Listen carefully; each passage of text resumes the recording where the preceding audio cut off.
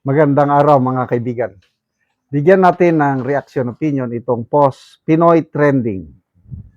Secretary Rimulya sinabing hindi na nakakatakot umuwi ngayon dahil sa ligtas na ang mga kalye. Ipinagmalaki ni Department of Interior and Local Government Secretary Junvic Rimulya ang naging resulta ng kanilang pagsisikap na gawing ligtas ang bansa. Sa isang press briefing, sinabi ni Rimulya na nasa 80% na umano ang binawasan o binaba ng krimen sa bansa. Sabi niya, the country are safer and where ever been. The country are safer than we've ever been and it will get better. Yan ang kaibahan ngayon. Yang mga kaibahan ngayon, nakakauwi na hindi takot. Dagdag pa niya. Ano ngayon? Reaksyon ng taong bayan. Natutuwa ba?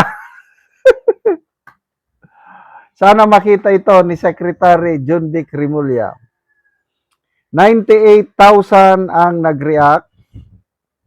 80,000 ang tumatawa. 15,000 ang galit. 704 ang lumuluha. 1,600 lang ang nag-like sa kanyang payag. Percentage? Nasa 2% lang ang naniniwala kay Secretary Junvic Rimulya.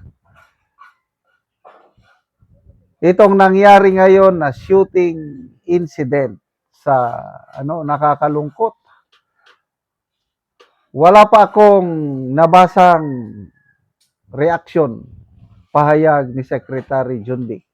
Ang nabasa ko lang na post is Malacanang. Nakikiramay daw, nalulungkot daw ang Pangulo. Hindi dapat mangyari yung mga ganito at pinapaimbestigahan na lang na daw ng maigi.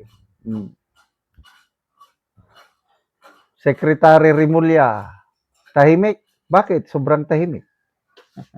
Back to you. Lalo na, yung isa sa mga baril na ginamit ng mga suspects ay PNP property. Yung 9mm na pistola na ginamit. Mark PNP property. Lumalabas, ang isa sa mga suspects ay kamag-anak ng pulis. Sa mga nababasa kong comments, is parang anti ata ng bata. So, yan po, nakakalungkot na pangyayari. First time in history na merong ganitong pangyayari sa mga eskwelahan natin. Nagturo ako ng 4 years sa high school. 1979 to 1983. Walang mga ganyang yung mga kapatid ko, maestra, pamangkin ko, maestro, mga classmates ko sa college, karamihan sa kanila, mga principals, supervisors, meron pa ngang naging assistant division superintendent. Walang ganitong pangyari. Ngayon lang sa Marcos Jr. administration na sobrang ipinagmamalaki, 80% ng krimen sa bansa bumaba na. Ito na daw ang pinakaligtas na panahon. Pwede ka nang makauwi ng safe. Ano ngayon? Ilan ba yung biktima? 3 namatay. Nag-aral lang. Napakasakit yung ganyan. Yung mga nangyayari sa US na yung mga grabing mass shooting doon, I can just imagine yung sakit sa dibdib ng mga parents. Meron pa nga doon, mga elementary, mga bata ang binibiktima. So, ngayon, meron na din sa atin, mga ganyan. So, paano ba ito maiwasan? I don't know. Kaya, pwede ba sa sunod, Huwag masyadong may pagmalaki yung mga crime statistics ninyo na siguraduhin lang na walang ganitong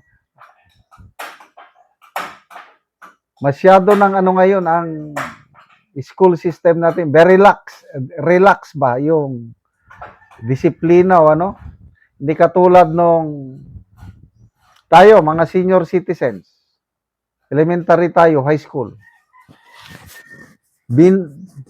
Ako nakakatikim ako ng palo ng aking mga teachers, elementary and high school dahil grabe yung disiplina ngayon kasi sa mga batas natin, hindi mo na pwedeng galawin yung isang bata. Hindi mo na pwedeng parusahan na paluin. Ikaw ang kakasuhan sa DSWD. Kaya bumababa ang quality ng education natin dahil sa mga batas. Pasalamat tayo kay Senator Kiko Pangilinan, yung kanyang justice, ano ba yun? Juvenile Justice Law, na hindi mo pwedeng ikulong ang mga minor de edad. Tapos nagsalita siya ngayon, huwag pakawalan ang mga salarin, ang mga suspect.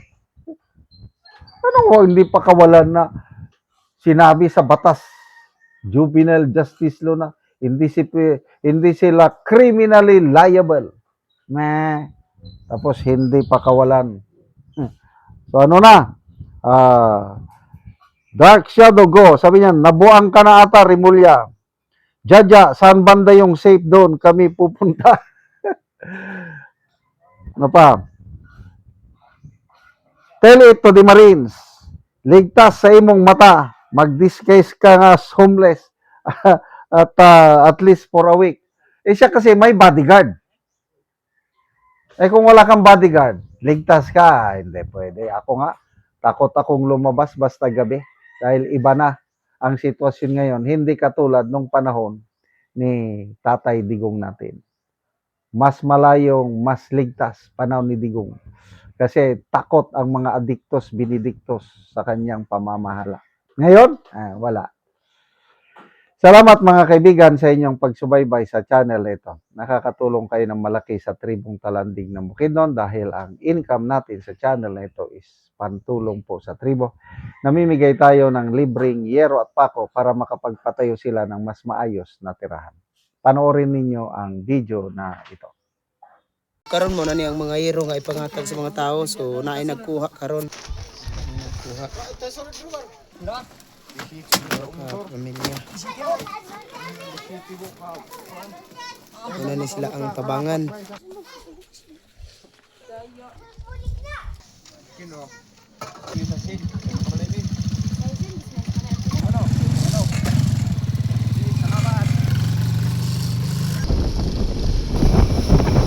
Karon abot na gyud ang gihatag namo nga hero.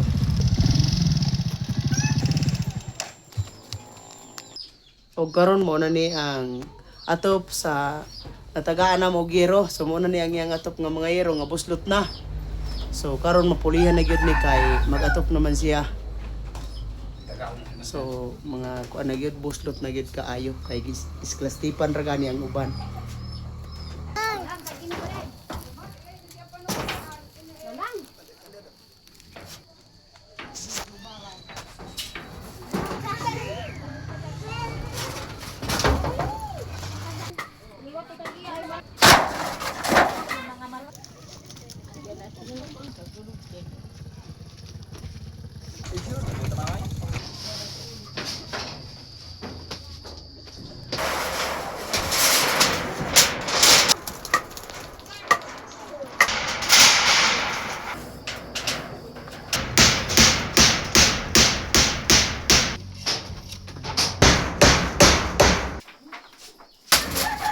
O karon humanagid sa pag-atop ang among gihatag nga hero. So napulihan na gyud tong atop nga mga buslot na. Sa nagtabang sa sir, nakaatop na gyud mi, nag-antos mi sa ulan. Salamat kaayo. Salamat sa Ginoo nga dili na gyud mi maulanan kay nakaatop na mi. Oh, pila dayto katuig ang inyong atop na nga bago pa na pulihan. Ano to mga 80 na, tuig, kapin. 20 na kapin ka tuig. Oo, so karon pa gyud mo nakaatop. So salamat kayo nang